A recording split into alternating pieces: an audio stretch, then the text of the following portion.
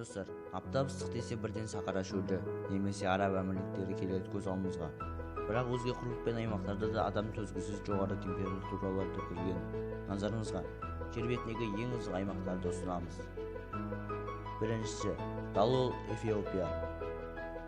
Далол атырабына 1960-66 жылдар орташасы температурасы 34,4 градус тіркелген. Содан бері ауа температурасы үдеп келеді. Мұнда ыстық тек күннен емес, жер астынан тарайды.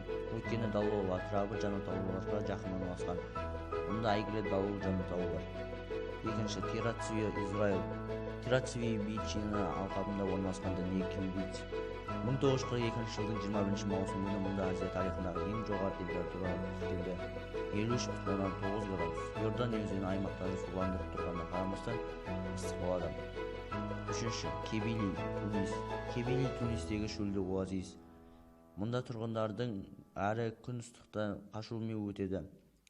Жазы күні оазистегі ауа температурасы 55 градус.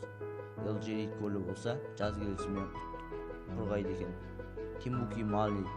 Қаланың бай тарихы бар, дегенмен бұл өлке біртіндеп шөлге айналып бара жатыр. Қала ішінде құм төбелері пайда болып, көшелерді жел айдаған құмдар басып алып жатыр.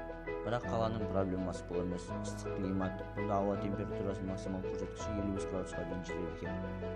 Бесінші, Эль-Азизия, Ливия. 1922 жылдың 13 қыркүйегінде ливиялық Эль-Азизия қаласында көлеңкедегі ең жоғары температуралы тіркелді. Бұл температура 57,7 градус болды. Бірақ бұл әлемдегі ең ыстық жер емес. Мұндағы жылдық орташа көрсеткіші бұл топтан бір қатар аймақтардан кішірек. Бүгінгі видео әлемдегі ең ыстық 5 жер болды. Видеоны аса лайк басыңыздар және арнаға жазылып қоңырау басыңыздар.